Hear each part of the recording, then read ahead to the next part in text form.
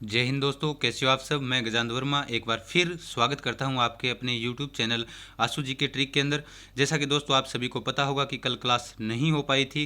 कारण आप सभी को और पूरे राजस्थान को ही पता है कि हमारे बीच हमारे जाबाज ऑफिसर जो पुलिस ऑफिसर थे सीआई साहब विष्णुदत्त जी विश्नोई हमारे बीच नहीं रहे। और इस दुख की घड़ी में हम और आप सभी उनके परिवार के साथ खड़े हैं। तो उनसे संबंधित मैं शुरुआत के अंदर आपको दो लाइन कहना चाहूँगा कि जन्नत में पहुंचते ही खुदा ने उसके रूह को सीने से लगा लिया और बोले, पगले, मैंने तुझे ज़िंदगी जीने के लिए ज़मीन पर भेजा था और तू इसे पुलिस की नौकरी में ख़त्म कराया। तो दोस्तों हमारे बीच हमारे जाबाज और जो होनहार ईमानदार कर्तव्यशील जो विष्णुदत्त जी विश्नोई थे हमारे बीच नहीं रहे थे। तो उनसे संबंधित तो कल जो क्लास नहीं हो पाई थी 9 बजे वाली, आप सभी को पता ही है। तो उनकी शहादत को मैं बार बार नमन करता हूं और इस दुख की घड़ी में हम और आप सभी उनके परिवार के साथ खड़े हैं। तो दोस्तों आज फिर एक बार शुरू करने जा रहे हैं राजस्थान का एकीकरण के जो प्रश्न पत्र पार्ट 2 जो पीछे एग्जाम में प्रश्न पूछे गए हैं। तो आप सभी को पता ही होगा, आशु जी सर ने पहले एकीकरण करवाया था, उसके बाद टेस्ट लिया था, उसके ठीक बाद मैंने एकीकरण करवाया था और अब टेस्ट चल रहा है आपका। तो इसका दूसरा पार्ट है। तो दोस्तों करते हैं शुरू। क्लास को ज़्यादा से ज़्यादा शेयर कर दें। आज मैं बहुत कुछ हमारे जो राजस्थान के पुलिस ऑफिसर हैं उनसे संबंधित बहुत कुछ आपको बताने वाला हूं। आप इस क्लास के अंदर बने रहें ताकि आपको भी पता चले कि जो खाकी वर्दी वाले हैं आज वर्तमान में जो हमारे राजस्थान में जो कोरोना जैसी महामारी फैली हुई है उसके अंदर हमारी सेवा कर रही है। तो उनसे संबंधित आज मैं बहुत कुछ आपको बताने वाला हूं। तो क्लास को ज़्यादा से ज़्यादा शेयर कर दें। चलो दोस्तों एक बार शुरू करते हैं प्रश्न। तो ये रहा आज का पहला प्रश्न कि राजपूताना के भौगोलिक क्षेत्र को राजस्थान नाम दिया गया था। दोस्तों यहाँ पर आपको पता होना चाहिए, मैंने आपको बताया था, क्या बताया था। देखो पहले तो इसके ऑप्शन देख लो। 15 अगस्त 1947, 25 मार्च 1948, 30 मार्च 1949, 1 नवंबर 1956। तो जो ऑप्शन में जो इसका उत्तर है वो ऑप्शन के अंदर नहीं है और ये प्रश्न आरएएस के अंदर पूछा गया है, यानी आरएएस 2003 के अंदर ये प्रश्न पूछा गया था। तो आपको इन्हीं से संबंधित जो डाउट हैं वो आपको क्लियर होने जरूरी हैं। तो उनसे संबंधित और भी मैं आपको बात बताना चाहूँगा कि आशु जी सर की जो तबीयत है कल से बहुत ज़्यादा ख़राब थी, आंखों में भी उनके इन्फेक्शन हो गए, दवाई लेकर आए हैं। जल्द ही उनकी आंखें जैसे ही ठीक हो जाएगी, इस सदमे से वो उबर जाएँ, आपके लिए क्लास ज़रूर लेकर आएंगे। तो मैं विश्वास के साथ कहते हैं, मैं विश्वास के साथ कह रहा हूँ आपको कि कल जो घटना हुई हमारे पूरे राजस्थान के लिए ही शर्मसार रही है कि जो हमारे बीच जो विष्णुदत्त जी विश्नोई थे ईमानदार ऑफिसर हमारे बीच नहीं रहे। तो दोस्तों उनसे संबंधित भी बात करते रहेंगे, साथ साथ में आज प्रश्नों को हल करेंगे। तो देखो दोस्तों इसका जो उत्तर है आपको मैं बता देता हूं कि आपको करवाया क्या गया है। आपको 26 जनवरी 1950 करवाया था कि छठे चरण के अंदर राजपूताना से नाम बदलकर क्या कर दिया गया था, राजस्थान नाम कर दिया गया था। लेकिन ऑप्शन के अंदर 26 जनवरी 1950 कहीं पर दिखाई नहीं दे रहा है। तो आपको यहाँ पर क्या करना होगा, 1 नवंबर 1956 करना होगा। और ये आरएएस के अंदर प्रश्न पूछा गया है। ठीक है, ध्यान रहे कि जब आपको 26 जनवरी ऑप्शन के अंदर नहीं है, इसका उत्तर तो आप सभी को पता है 26 जनवरी 1950 को राजस्थान नाम किया गया था, लेकिन ऑप्शन के अंदर 26 जनवरी 1950 नहीं है, 1 नवंबर 1956। तो इसका सही उत्तर कौन सा होगा, 1 नवंबर 1956 होगा।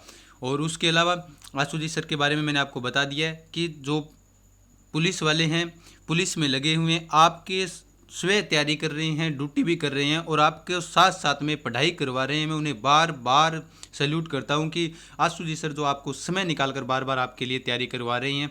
ऐसा नहीं है कि पुलिस वाले जो कहते हैं ना, पुलिस वाले की वहाँ पर रिश्वत ले ली, वहाँ पर रिश्वत ले ली, ऐसा कुछ नहीं है। जो आज हमारे जाबाज ऑफिसर थे, या आपको पता ही होगा सीआई साहब जो विष्णुदत्त जी विश्नोई, पूरे राजस्थान के अंदर उनका रुतबा था, आज हमारे बीच नहीं रहे, कल से आप सभी को पता ही होगा।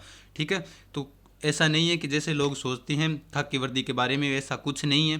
तो जैसा कि मैं एक और बात कहूँगा कि आज कुछ मैंने क्लास के प्रारंभ में ही कह दिया था कि आज मैं साथ साथ में पुलिस जो खाकी वर्दी पहने हुए हैं, आज जो हमारे सेवा कर रहे हैं इस कोरोना महामारी के अंदर, जंग से हमारे साथ खड़े हुए हैं, हमें बार बार प्रेरित कर रहे हैं।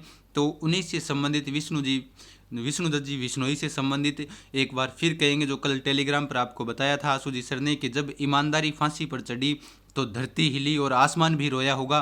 तो ये बात सभी को ही पता है कि ईमानदार जो सीआई साहब थे वो काफ़ी ईमानदार, अपने कर्तव्य के प्रति बहुत ही निष्ठावान थे। तो वो हमारे बीच नहीं रहे। इस दुख की घड़ी में फिर हम एक बार फिर कहता हूँ, हम और आप उनके परिवार के साथ खड़े हैं। तो उसके बाद आगे वाला प्रश्न कि मत्स्य संघ का प्रशासन राजस्थान को स्थानांतरित करने का निर्णय लिया गया था 1947, 1948, 1949, 1950। बताओ। देखो, मत्स्य संघ आप सभी को पता ही होगा, प्रथम चरण का नाम क्या था, मत्स्य संघ था। और उसका जो प्रशासन है वो राजस्थान में स्थानांतरित करने का निर्णय कब लिया गया था, तो आप सभी को मैं बता देता हूँ कि प्रथम चरण के ठीक उसके बाद 4 चरण हुए थे वृहत राजस्थान तक, यानी चौथे चरण का नाम क्या था, वृहत राजस्थान नाम था, वृहत राजस्थान इसका नाम था। उसके बाद जब देखो 5वां चरण जो बना था उसके अंदर मत्स्य संघ और क्या मिला था, साथ में वृहत राजस्थान मिला था। मत्स्य संघ के साथ कौन कौन सा मिला था, वृहत राजस्थान मिला था। तो वृहत राजस्थान मिला था, तो ये मिला कब था, ये 5वें चरण की बात है, 15 मई 1949 की बात है, 15 मई 1949 की बात है, तब मिला था। तो 49 यानी इसका ऑप्शन कौन सा होगा, सी ऑप्शन सही होगा, 1949। आप सभी को पता ही होगा जो समिति बनी थी, आप जल्दी से मुझे बताएं कि वो समिति कौन सी बनी थी, सत्यनारायण समिति थी या फिर शंकर देवराय समिति थी। देखो हाँ, यहाँ पर कौन सी समिति थी, शंकर देवराय समिति थी। कौन सी समिति थी, शंकर देवराय समिति के तहत मत्स्य संघ को किस में मिलाया गया था, वृहत राजस्थान के अंदर मिलाया गया था। ठीक है, उसके बाद फिर आगे वाला प्रश्न। तो दोस्तों, जैसा कि मैंने अभी बताया ही था, आज फिर मैं बार बार उन्हें नमन कर रहा हूँ कि अब तक के जीवन में, एक बार फिर मैं यहाँ पर बता रहा हूँ कि अब तक के जीवन में मैं पहली बार देख रहा हूँ कि पुलिस सुरक्षा मांग रही है और वकील न्याय मांग रहे हैं। यानी कि अब तक के जीवन में मैं पहली बार देख रहा हूँ कि पुलिस सुरक्षा मांग रही है और वकील न्याय मांग रहे हैं। आप सभी को पता ही होगा कि पुलिस जो खाकी वर्दी धारक है, जो हमारी सुरक्षा करते हैं, तो अब तक के जीवन में ऐसा पहली बार देख रहा हूँ कि पुलिस है वो क्या मांग रही है, सुरक्षा मांग रही है, और जो वकील हैं वो क्या मांग रहे हैं, न्याय मांग रहे हैं। कि राजस्थान, आगे प्रश्न को पढ़ते हैं। राजस्थान के एकीकरण के 7वें चरण 1 नवंबर 1956 में किन क्षेत्रों को सम्मिलित किया गया था। RAS 2012 में प्रश्न ये पूछा गया है, RAS 2012 में। जो कुछ विद्यार्थी कह रहे थे कि सर ऐसा प्रश्न नहीं पूछते अब, तो एक बार मैं फिर उन्हें भी ये बता देता हूँ कि ऐसे प्रश्न किसी को नहीं पता है कि किस प्रकार का प्रश्न पत्र बनेगा और कैसा बनेगा, किसी प्रकार से वो पूछ सकता है। अब आप सभी को पता ही होगा कि आशु जी सर ने एकीकरण करवाया था, मैंने एकीकरण करवा दिया है, 2-3 टेस्ट आशु जी सर ने ले लिए और दूसरा टेस्ट ये चल रहा है, तो इसका मतलब आपको कंठस्थ याद हो गया है एकीकरण, तो ये आपको आसान लगता है। हर जो तैयारी कर रहा है उसको पता है कि कौन सा जो एकीकरण के 7वें चरण में कौन सा क्षेत्र सम्मिलित किया गया था। लेकिन जिसने नॉर्मल एकीकरण पढ़ा है, ऐसे ही पढ़ लिया थोड़ा बहुत, तो उसको नहीं पता होगा। तो मैं बता देता हूँ, ये RAS के अंदर प्रश्न पूछा गया था 2012 के अंदर। तो कैसा भी हो सकता है, पेपर का लेवल आप सभी को पता ही है। पिछली भर्ती देख लो पुलिस वाली, लेवल कैसा था, B पार्ट कैसा दिया था, किसी में A पार्ट हार्ड था, किसी में C पार्ट हार्ड था। तो मत्स्य संघ को सम्मिलित किया गया था, या जयपुर को, या सिरोही को, या फिर अजमेर व आबू को। ठीक है, आप सभी का उत्तर डी। तो देखो, राजस्थान के एकीकरण के 7वें चरण की अगर मैं बात करूं, तो 7वें चरण के अंदर आपको पता ही होगा, राजस्थान के अंदर एक था, कौन क्या था, केंद्र शासित प्रदेश था। एक क्या था, केंद्र शासित प्रदेश। तो केंद्र शासित प्रदेश कौन सा था, अजमेर मेरवाड़ा केंद्र शासित प्रदेश था। सिरोही छठे में मिल गया था, लेकिन आबू नहीं मिला था। तो आबू कौन सी चरण में मिला था, 7वें चरण में मिला था। आबू दिलवाड़ा कौन से चरण में मिला था, 7वें चरण में मिला था। तो इसका जो सही उत्तर होगा वो कौन सा होगा, इसका सही उत्तर होगा डी, यानी अजमेर व आबू। उसके बाद ये सही है, यानी इसका जो उत्तर है वो कौन सा होगा, 4 नंबर हो जाएगा। तो एक और फिर मैं यहाँ पर एक बात बताऊँ आपको कि आशु जी सर हैं वर्तमान में पुलिस सेवा में चयनित है, आप सभी को पता ही है। इससे क्योंकि ये कोई नई बात नहीं है, आप सभी को पता है, और वो भी आपके लिए समय निकाल कर, अपना कीमती समय निकाल कर ड्यूटी के दौरान खुद सुबह तैयारी कर रहे हैं। उसके साथ साथ आशु जी सर आपको हर बार क्लास अवेलेबल करवाने की कोशिश करते हैं। तो उनकी ये मुहिम थी जो आज वर्तमान में चल रही है, कि ऐसा नहीं है कि जो लोग सोचते हैं पुलिस वाले के बारे में, तो ऐसा नहीं है। आप कहीं पर भी चले जाओ, अगर मैं बात करूं धर्मवीर जी जाखड़, जो वर्तमान में पुलिस सेवा में चयनित है, उनके साथ साथ उन्होंने अपनी पाठशाला नाम से, आप सभी को पता होगा, चूरू के अंदर चला रखी है। तो यहाँ पर भी मैं बता देता हूँ कि उस देश की तरक्की क्या होगी जहाँ जन मुख फेरे वर्दी वालों से, आवाम को हर पल भय होगा जहाँ अपने ही रखवालों से। तो ये फिर पुलिस के लिए 2 लाइनें मेरी। तो ये आगे वाला प्रश्न, आप क्लास के अंदर आज बने रहो। आज मैं सिर्फ और सिर्फ साथ में एकीकरण, साथ में आज पुलिस जो हमारे जाबाज और जो हमारी सेवा कर रहे हैं, वर्तमान में सेवा दे रहे हैं, उन्हीं से संबंधित आज मैं बातें कर रहा हूँ। तो हौसला तो वैसे भी आप सभी को पता है कि कल से सारे ही दुखी हैं। आशु जी सर की तबीयत बहुत ज़्यादा ख़राब है और जैसे ही वो ठीक हो जाएंगे आपके लिए क्लास ज़रूर लेकर आएंगे और हम सभी यही आशा करते हैं कि वो जल्द से जल्द ठीक हो। और उन्होंने आँखों की दवाई लेकर आए हैं आज वो, तो जैसे ही वो ठीक हो जाएंगे आपके लिए क्लास लेकर आ जाएंगे। तो राजस्थान की एकीकरण प्रक्रिया के समय मत्स्य संघ का वार्षिक आय कितनी थी? ये पटवारी के अंदर पूछा था। पीछे जो पटवारी का एग्जाम हुआ था ना, मेंस के अंदर ये प्रश्न पूछा गया है। तो ध्यान रहे, इस प्रकार के भी प्रश्न पूछे जा सकते हैं क्योंकि एकीकरण में मैंने ये चीज़ें आपको करवाई है। आय कितनी थी और जनसंख्या कितनी थी, उसके साथ साथ वहाँ का क्षेत्रफल कितना था, ये सारी बातें मैंने जो एकीकरण करवाया था उस वक्त मैंने आपको बताया था। तो बताओ भी कितनी थी? इसका ऑप्शन ए है 184 लाख, 290 लाख, 324 लाख और 26 लाख रुपए। तो मत्स्य संघ प्रथम चरण की जो वार्षिक आय थी वो कितनी थी? ठीक है, 184 लाख थी। ये पटवारी के अंदर पीछे एग्जाम में प्रश्न पूछा हुआ है, पटवार मैन के अंदर पूछा था ये पीछे कि प्रथम चरण के एकीकरण के समय मत्स्य संघ की जो वार्षिक आय थी वो कितनी थी? 184 लाख रुपए थी। उसके बाद अगर आपको ऐसे पूछ ले कि वहाँ की जनसंख्या कितनी थी, तो जनसंख्या थी 18.38 लाख। कितनी थी भाई? 18.38 लाख थी जनसंख्या। उसके बाद प्रथम चरण का अगर आपको क्षेत्रफल पूछ ले तो 12,000 वर्ग किलोमीटर, 12,000 वर्ग किलोमीटर, 12,000 वर्ग किलोमीटर। जिसने भी एकीकरण जब मैंने करवाया था, तो जिसने भी जो क्लासें नहीं देखी है वो एक बार एकीकरण की क्लासें देख लें। उसके बाद ये प्रश्न पत्र दोबारा आप हल करने की कोशिश करना। गारंटी लेता हूँ एक भी प्रश्न यहाँ से आपका एक भी प्रश्न अगर गलत हो जाए तो फिर कहना कि सर ये प्रश्न गलत हो गया। एकीकरण में मैंने आपको सारी बातें करवाई हुई है, ठीक है। जो आशु जी सर का एकीकरण करवाया हुआ वो भी आप देख लें, जो मैंने करवाया था वो भी आप देख लें। उसके बाद आपकी एक भी बात अधूरी नहीं रहने वाली है। इस मुहिम के अंदर जब हम शामिल हैं इस परिवार के अंदर, तो आप ज़्यादा से ज़्यादा हौसला बनाए रखें ताकि हमें भी उम्मीद रहे कि हमारे विद्यार्थी पढ़ रहे हैं, अच्छी तैयारी कर रहे हैं।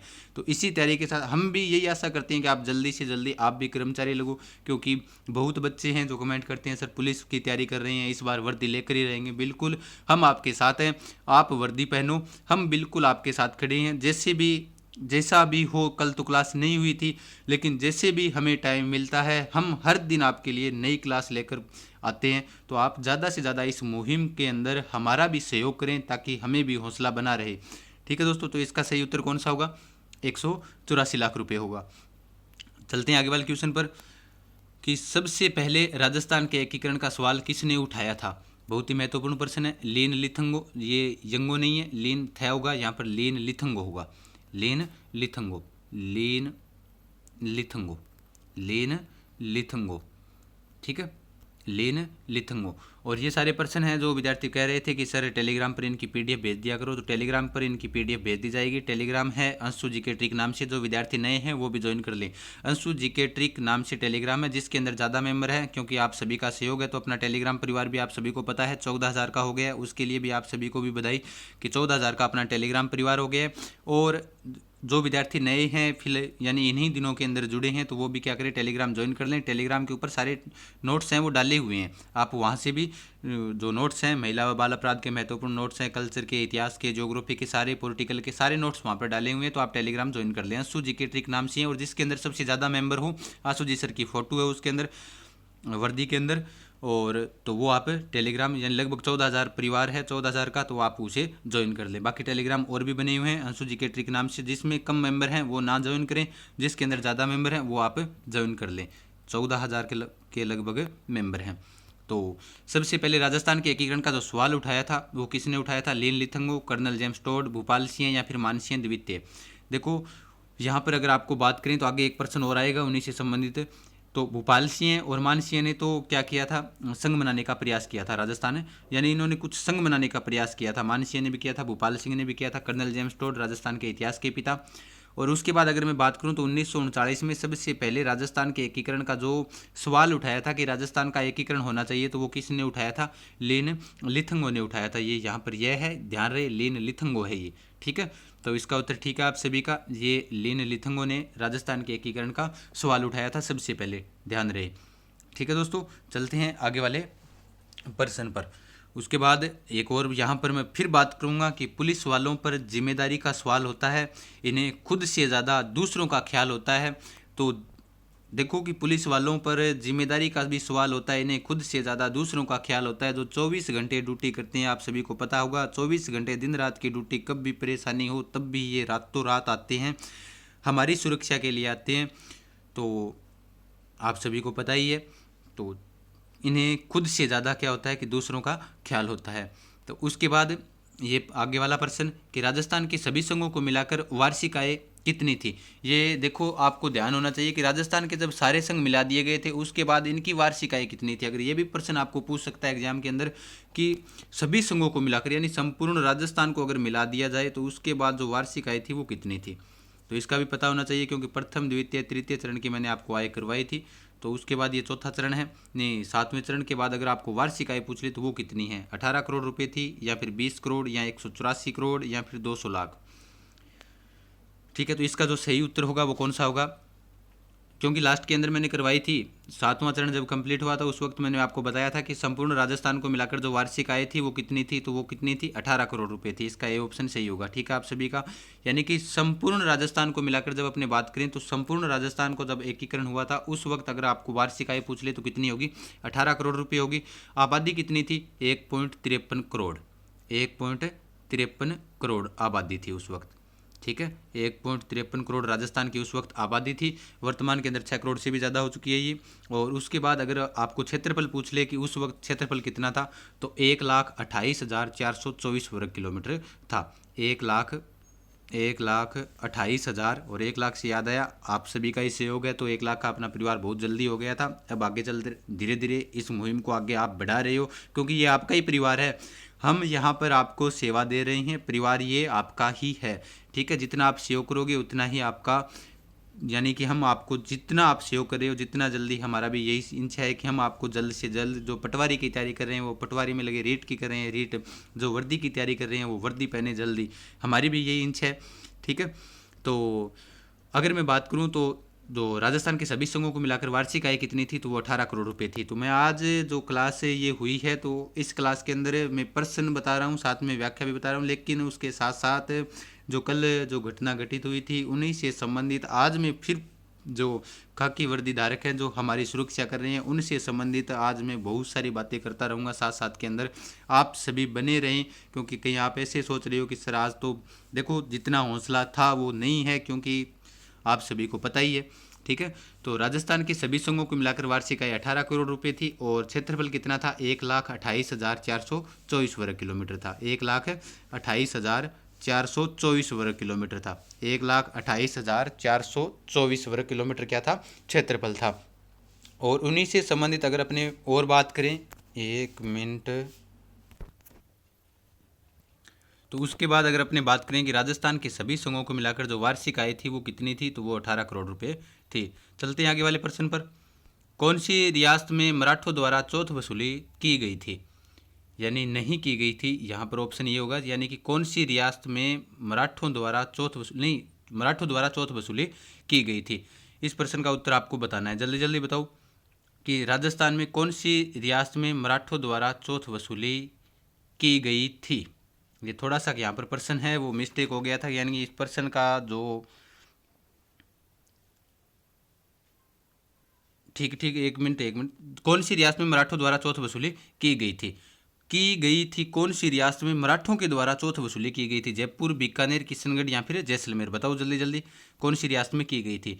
राजस्थान में आप सभी को पता है 19 रियासतें थी एकीकरण के समय, तो एकीकरण के समय कौन सी रियासत के अंदर मराठों के द्वारा चौथ वसूली की गई थी। तो आप सभी को पता होगा राजस्थान में सबसे पहले मराठे कौन सी रियासत में प्रवेश किया था, राजस्थान में सबसे पहले बूंदी रियासत के अंदर मराठों ने क्या किया था, प्रवेश किया था। उसके बाद अगर अपने बात करें कि कौन सी रियासत से की गई थी, तो मैं बता देता हूं, तो जयपुर रियासत से मराठों ने चौथ वसूली कर की थी, बीकानेर से नहीं की थी, ना ही किशनगढ़ से की थी और ना ही जैसलमेर से की थी। आप सभी को पता होगा जैसलमेर जयपुर रियासत थी, उसके अंदर जब गृह युद्ध छिड़ा था 1707 में, जब जो देबारी समझौता हुआ था, उस देबारी समझौते के बाद, ठीक है, कई जगह 1708 भी मिलता है ये देबारी समझौता, तो 1707 में देबारी समझौते के बाद 1743 में राजा बने थे ईश्वरी सिंह। तो उसके बाद किसके सहयोग से माधो सिंह भी आगे राजा बने थे, वो मराठों के सहयोग से भी राजा बने थे। तो जयपुर रियासत के अंदर क्या की गई थी, मराठों के द्वारा चौथ वसूली की गई थी, लेकिन बीकानेर, किशनगढ़ और जैसलमेर से नहीं की गई थी। तो जैसलमेर से संबंधित अगर मैं बात करूं, जैसलमेर रियासत से संबंधित, क्योंकि जैसलमेर रियासत थी वो राजस्थान की पिछड़ी रियासत थी, आप सभी को पता ही होगा। जैसलमेर रियासत राजस्थान की पिछड़ी रियासत थी, और पिछड़ी रियासत से क्या करते मराठे कर लेकर भी, तो पिछड़ी रियासत थी जैसलमेर रियासत। उसके बाद जैसलमेर रियासत के अंदर कौन नहीं गए थे, आप सभी को पता है, पिछड़ी रियासत थी। यहाँ के लोग आलसी थे, मैंने एकीकरण में जब बताया था आपको, तो आलसी थे यानी कि, तो यहाँ पर एक्टिव लोग नहीं थे। तो तांत्या टोपे भी इस रियासत के अंदर एकमात्र रियासत है जहाँ पर तांत्या टोपे भी नहीं गए थे। तो इसका सही उत्तर होगा वो कौन सा होगा, जयपुर हो जाएगा। चलते आगे वाले प्रश्न पर। तो सर्वाधिक धरोहर राशि किस रियासत ने वृहत राजस्थान को जमा करवाई थी, बीकानेर, जयपुर, जोधपुर और जैसलमेर। बताओ जल्दी जल्दी कि सर्वाधिक धरोहर राशि किस रियासत ने वृहत राजस्थान को जमा करवाई थी, बीकानेर है या फिर जयपुर है या फिर जोधपुर है या फिर जैसलमेर है। तो जिस रियासत ने वृहत राजस्थान मतलब चौथा चरण, चौथे चरण के अंदर ये चौथे चरण की चारों रियासतें आ गई। तो चौथे चरण में किस रियासत ने वृहत राजस्थान को सर्वाधिक धरोहर राशि जमा करवाई थी, तो वो रियासत कौन सी है, कौन सी रियासत है, बताओ जल्दी जल्दी। वो रियासत है बीकानेर रियासत। बीकानेर रियासत के राजा कौन थे, शार्दुल सिंह थे। कौन थे भाई, शार्दुल सिंह, जिसने सबसे पहले क्या की थी, विल्य पत्र पर हस्ताक्षर किए थे। अंतिम रियासत धौलपुर थी, आप सभी को पता था, पीछे वाले जो पेपर हुआ था उसके अंदर मैंने ये प्रश्न किया था। तो सर ये करवाई कितनी थी, ये करवाई थी इन्होंने 4,87,00,000 रुपये। कितनी कराई थी, 4,87,00,000 रुपये जमा करवाई थी, ठीक है। तो और यहाँ से आपको ये भी बताना है, यहाँ पर एक प्रश्न ये बताना है कि इन रियासतों में से कौन सी रियासत ऐसी थी जिसने 1942 के अंदर जो आंदोलन चल रहा था, भारत छोड़ो आंदोलन के अंदर भाग नहीं लिया था। बताओ जल्दी जल्दी कौन कौन सी रियासतें इनके अंदर से जिन्होंने 1942 में भारत छोड़ो आंदोलन में भाग नहीं लिया था, कमेंट कर भी आप सभी साथी बताएंगे। चलते आगे वाले प्रश्न पर।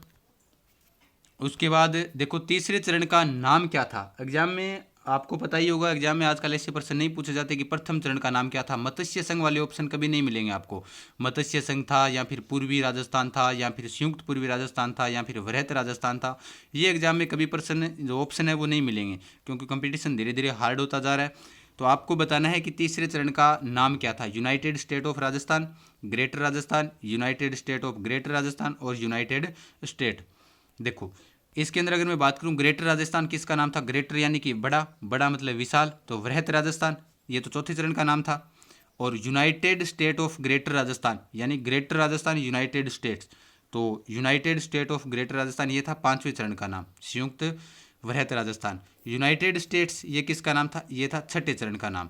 तो बन गया कौन सा, तीसरा चरण। तो तीसरे चरण का कौन सा नाम था, यूनाइटेड स्टेट ऑफ राजस्थान था, जिसको क्या कहते हैं, संयुक्त पूर्वी राजस्थान जिसे भी कहा जाता है, संयुक्त पूर्वी राजस्थान। तो इसका सही उत्तर कौन सा होगा, संयुक्त पूर्वी राजस्थान होगा, ठीक है। तो इसका जो सही उत्तर हो जाएगा वो ए ऑप्शन सही होगा। चलें आगे वाले प्रश्न पर। ये रहा, सुमेलित करना है एकीकरण के समय राजा। आपको एग्जाम में इस प्रकार से भी प्रश्न पूछ सकता है कि सुमेलित करो एकीकरण के समय जो राजा थे उनको सुमेलित करना है। तो बताओ भी डूंगरपुर के कौन थे, अलवर के कौन थे, जैसलमेर के कौन थे और धौलपुर के कौन थे। तो आप जब आपको एग्जाम के अंदर जब आप प्रश्न पत्र कर रहे हो तो आपको 3 सही करने चाहिए, तब अपने आप चौथा आप गलत निकाल लोगे।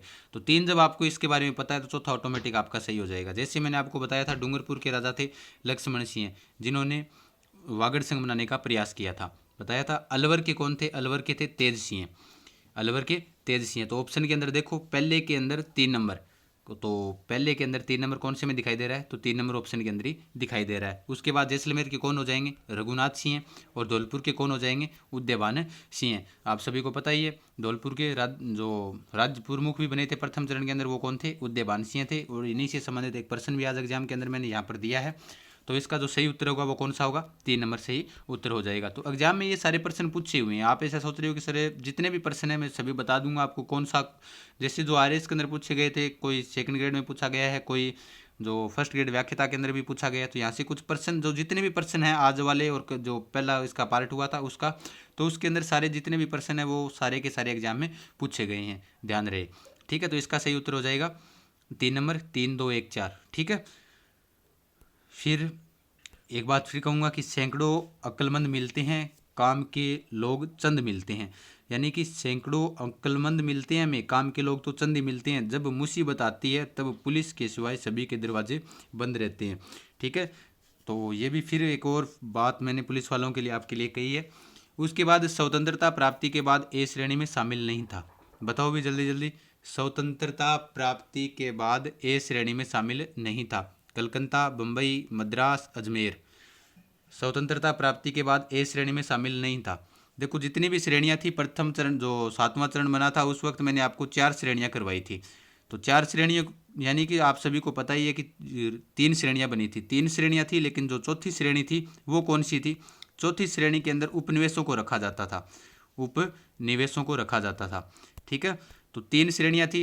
तो स्वतंत्रता प्राप्ति के बाद ए श्रेणी में शामिल नहीं था, यानी ए श्रेणी के अंदर कलकत्ता शामिल था, बम्बई शामिल था, मद्रास शामिल था, लेकिन राजस्थान का जो 7वें चरण के अंदर मिला था, एकमात्र केंद्र शासित प्रदेश था, वो शामिल नहीं था।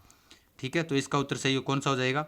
केंद्र शासित प्रदेश अजमेर हो जाएगा। ठीक है, यानी ए श्रेणी के अंदर अजमेर शामिल नहीं था। तो अजमेर कौन सी श्रेणी के अंदर शामिल था? तो अजमेर था तीसरी श्रेणी के अंदर शामिल था, यानी सी श्रेणी के अंदर शामिल था, जिसके अंदर साथ में दिल्ली भी शामिल था। और इनके जो प्रशासक होते थे वो क्या कहलाते थे? चीफ कमिश्नर कहलाते थे। क्या कहलाते थे? Chief commissioner. ठीक है, ये भी आप ध्यान रखना। तो ये 4 चरण हो गए, यानी कि जो 4 श्रेणियाँ हो गई। कि प्रमुख कितनी श्रेणियाँ थी, अगर आपको वो ये पूछ ले तो प्रमुख जो श्रेणियाँ थी वो कितनी थी? 4 थी। 4 श्रेणी के अंदर शामिल थे, लेकिन चौथी श्रेणी के अंदर जिनको रखा जाता था वो क्या थे? चौथी श्रेणी के अंदर रखे जाने वाले स्वतंत्र उपनिवेशों को रखा जाता था। तो इसका सही उत्तर कौन सा हो जाएगा? अजमेर हो जाएगा। उसके बाद चलते हैं आगे वाले प्रश्न पर। राजपूताना संघ बनाने का प्रयास किसने किया था?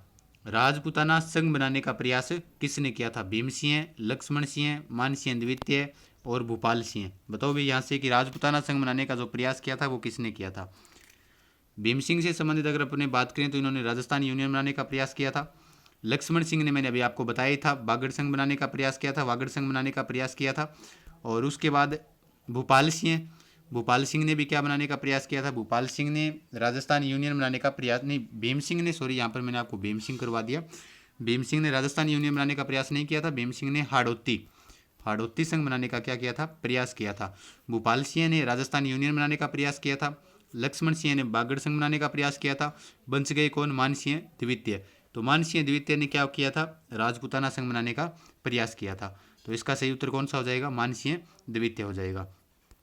चलते हैं आगे वाले प्रश्न पर कि शंकर राव देव समिति का गठन धौलपुर व भरतपुर राज्यों की जनता की इस बात के लिए राय जानने के लिए किया गया था कि वे राजस्थान अथवा उत्तर प्रदेश में मिलना चाहती है। तो इस समिति के अध्यक्ष सहित कितने सदस्य थे? बहुत ही महत्वपूर्ण प्रश्न है, 2016 के अंदर ये एग्जाम में प्रश्न पूछा गया है। ठीक है, तो यानी कि जो भरतपुर व धौलपुर रियासत राजस्थान की जाट रियासतें थी, भरतपुर और धौलपुर, तो इन रियासतों की जो राय जानने के लिए जो समिति का गठन किया गया था, तो उस समिति के अंदर अध्यक्ष सहित कितने सदस्य थे ये बतानी है आपको। ये पीछे 2016 के अंदर ये प्रश्न पूछा गया है।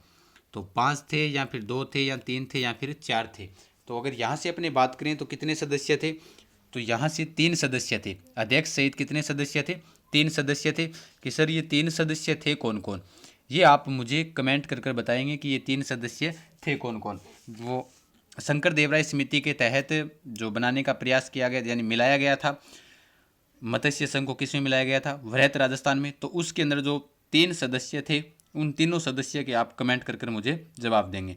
ठीक है, थोड़ा सा फास्ट भी है और जल्दी भी करवा रहा हूँ। जल्दी जल्दी आज ये प्रश्न करवा देता हूँ। साथ साथ में आप सभी को पता ही है कल वाली घटना से संबंधित आज उन्हें बार बार, क्योंकि कुछ एक ऐसे जाबाज अपने ऑफिसर थे, सीआई साहब विष्णुदत्त जी बिश्नोई हमारे बीच नहीं रहे, तो उनसे संबंधित बहुत सारी बातें हैं। लेकिन जब सीबीआई जांच हो जल्दी से जल्दी, उसके बाद ही हमें पता चलेगा कि बात क्या थी, और हमारी सबकी यही इंच है। तो राजस्थान एकीकरण में भरतपुर धौलपुर रियासतों पर जनता की राय जानने के लिए एक कमेटी का गठन किया गया था। उस कमेटी में कौन सम्मिलित नहीं था? अब सर कमेंट क्या करें, आपने उत्तर भी बता दिए हैं। ठीक है, देखो तो शंकर देवराय, आर.के. सिंघावा, प्रभुदयाल, एम.एस. जैन। देखो कुछ ही किताबों के अंदर आपको क्या मिलेगा कि भरतपुर व धौलपुर रियासतों की जनता की राय जानने के लिए एम.एस. जैन कमेटी का गठन किया गया था। देखो एम.एस. जैन कमेटी, इसका ऑप्शन क्या होगा? ये ऑप्शन गलत है, क्योंकि ये ऑप्शन नहीं होगा, यानी कमेटी में कौन सम्मिलित नहीं था? तो एम.एस. जैन कमेटी सम्मिलित नहीं थी। तो जो सदस्य थे वो कौन कौन सदस्य थे? डॉक्टर शंकर देव राय थे, आर के सिंगावा थे, प्रभु दयाल थे। ये भी प्रश्न पीछे एग्जाम के अंदर प्रश्न पूछा गया है, ठीक है, आपको पता होना चाहिए, ये भी प्रश्न पीछे एग्जाम के अंदर पूछा गया है। तो राजस्थान में जो एकीकरण के समय आप सभी को पता ही होगा, भरतपुर व धौलपुर रियासतें भाषा के आधार पर कहाँ मिलना चाहती थी? यूपी के अंदर मिलना चाहती थी। तो उनसे संबंधित जो कमेटी का गठन किया गया था, शंकर देवराय समिति, उसके अंदर कितने सदस्य थे? 3 सदस्य थे, ठीक है। तो ये 3 सदस्य थे और इसका उत्तर जो नहीं होगा, यानी एम एस जैन कमेटी का गठन है, जो जिस समिति का गठन किया गया था उस कमेटी में कौन सम्मिलित नहीं था? तो कौन नहीं थे? एम एस जैन नहीं थे। तो ये प्रश्न है जो पीछे ही जेईएन सिविल डिग्री 2016 में पूछा गया है। जेईएन सिविल डिग्री 2016 में प्रश्न ये पूछा गया है, ध्यान रहे सभी को, ये पीछे एग्जाम में प्रश्न पूछा गया है। क्योंकि जो एग्जाम में सारे, आज मैं फिर दोबारा बता रहा हूँ, एग्जाम में जो प्रश्न पूछे गए हैं वही मैं आज करवा रहा हूँ आपको। रियासतों से संबंधित समस्याओं को समाधान के लिए रियासती विभाग की स्थापना कब की गई थी? जब एकीकरण की शुरुआत की थी उसी समय ये बातें बताई हुई है। तो रियासतों की जो संबंधित समस्याओं का समाधान करने के लिए रियासती विभाग की स्थापना थी वो कब की गई थी? 5 जुलाई 1947, 10 अक्टूबर 1946, 31 मार्च 1948, 4 जनवरी 1947 को। बताओ भाई जल्दी जल्दी कब की गई थी? तो आप सभी को पता ही होगा, रियासती विभाग की जो समस्याओं का समाधान करने के लिए जिस रियासती विभाग की स्थापना की गई थी वो की गई थी 5 जुलाई 1947 को। कब की गई थी? 5 जुलाई 1947 को की गई थी। ए ऑप्शन सही होगा। जिसके अध्यक्ष किसको बनाया गया था? सरदार वल्लभ भाई पटेल को बनाया गया था। रियासती विभाग के अध्यक्ष कौन थे? सरदार वल्लभ भाई पटेल। और जो सचिव बनाए गए थे वो किसको बनाया गया था? वीपी मेनन को बनाया गया था। सचिव कौन थे? वीपी मेनन। वीपी मेनन को बनाया गया था, ठीक है। तो रियासती विभाग को जो समस्याओं का समाधान के लिए जो रियासती विभाग का जो गठन किया गया था वो कब किया गया था? 5 जुलाई 1947 को किया गया था। ये भी प्रश्न है वो पटवारी 2016 के अंदर जो मेंस एग्जाम हुआ था पटवारी 2016 का, उसके अंदर ये प्रश्न पूछा गया है, ठीक है। पटवारी के अंदर ये प्रश्न पूछा हुआ है। तो आगे वाला प्रश्न कि राजस्थान के एकीकरण प्रक्रिया के दौरान राज्य की राजधानी के मुद्दे को सुलझाने हेतु किसकी अध्यक्षता में एक समिति का गठन किया गया था? बताओ जल्दी जल्दी। नगेंद्र सिंह, वीपी मेनन, के एम मुंशी और बी आर पटेल। कि राजस्थान की एकीकरण की प्रक्रिया के दौरान राज्य की राजधानी, आप सभी को पता ही होगा, पिंक सिटी जयपुर को बनाया गया था। तो किस सुलझाने हेतु किसकी अध्यक्षता में समिति का गठन किया गया था? तो सर ये समिति कौन सी थी? तो समिति आप सभी को पता ही है कौन सी थी, बताओ जल्दी जल्दी कि कौन सी समिति थी। 5वें चरण के अंदर शंकर देवराय समिति बनी थी। तो चौथे चरण के अंदर कौन सी समिति बनी थी? बताओ जल्दी जल्दी। तो उसके अंदर जो अध्यक्ष बनाया गया था, किसकी अध्यक्षता में इसका जो जो समिति बनी थी उसके अंदर अध्यक्षता किसने की थी? तो उसकी अध्यक्षता किसने की थी? बी आर पटेल ने उसकी क्या की थी? अध्यक्षता की थी। तो चौथे चरण के अंदर आपको ये समिति बतानी है, साथ में ये कमेंट भी करोगे क्योंकि ये सारी चीज़ें करवाई हुई है। और जब मैंने पहला जो प्रश्न पत्र लिया था उसमें भी बताया था, आप जब आप इसे बार बार दोहराते रहोगे याद रहेगा, कंठस्थ याद हो जाएगा, तो एग्जाम में कोई प्रकार की आपको दिक्कत नहीं होगी। तो ये भी एग्जाम में प्रश्न पूछा गया है।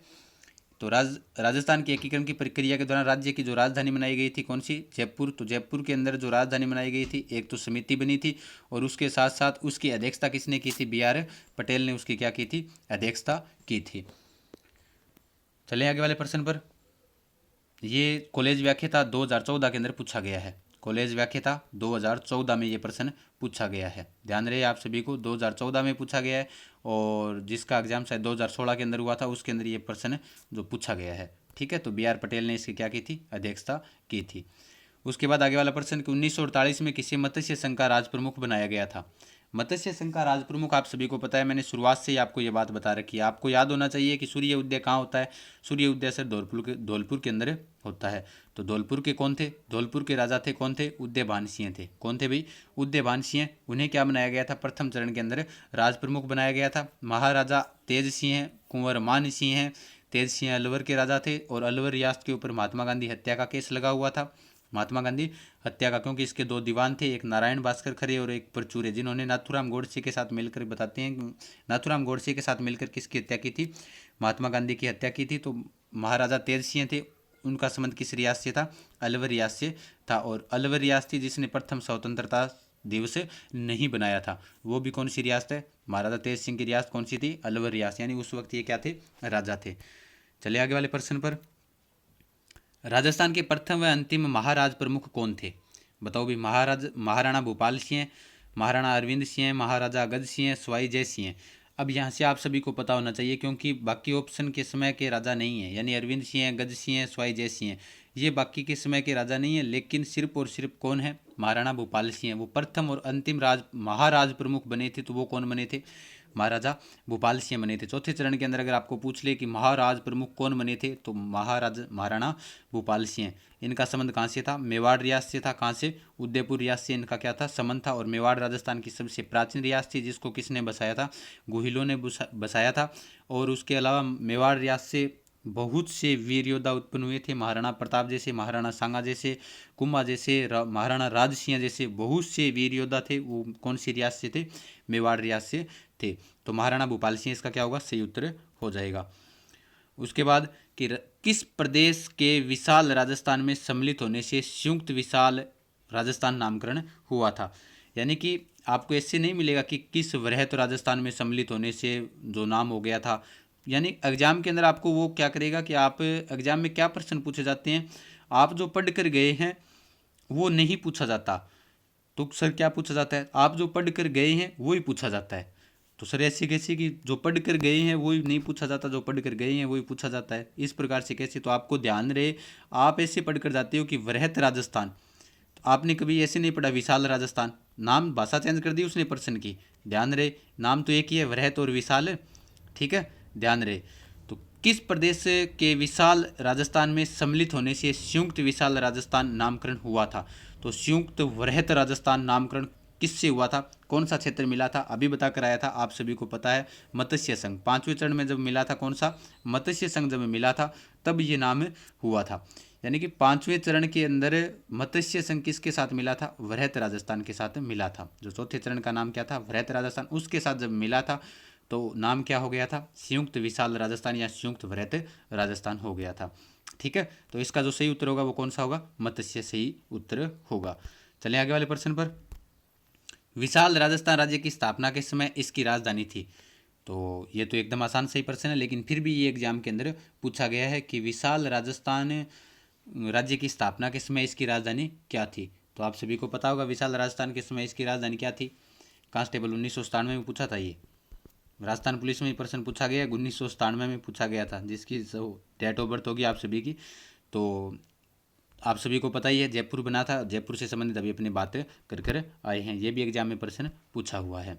ठीक है, तो आज के लिए इतने ही प्रश्न थे।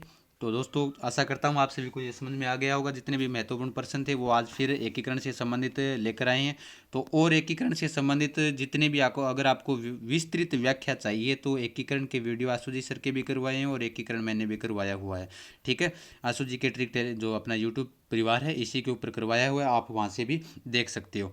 ठीक है दोस्तों, उसके अलावा लास्ट में एक बार फिर मैं अपने जो पुलिस अधिकारी है उनके लिए फिर कहूँगा कि पुलिस वालों के ज़िंदगी का भी अजब फसाना है, यहाँ तीर भी चलाना है और परिंदों को भी बचाना है। कल वाली घटना इसी से संबंधित है, जो पहले चैट वायरल हुई थी, लेकिन उसके बाद जो सुसाइड नोट मिला था उसमें कुछ और मिला था, लेकिन फिर भी उसके अंदर कुछ न कुछ है घटना, सीबीआई जांच के बाद ही पता चलेगा। तो पुलिस वालों की ज़िंदगी का भी अजब फसाना है, यहाँ तीर भी चलाना है और परिंदों को भी बचाना है। और कैसे रहा आज, कैसी रही आज की ये क्लास, सभी कमेंट करके जरूर बताएं। जो प्रश्न पूछे गए हैं वो भी आप सभी जरूर बताएं। तो दोस्तों ठीक है, आज के लिए इतना ही। फिर जल्द ही जैसे यासुदी सर ठीक हो जाएं उसके बाद आपके लिए वो क्लास लेकर आ जाएंगे।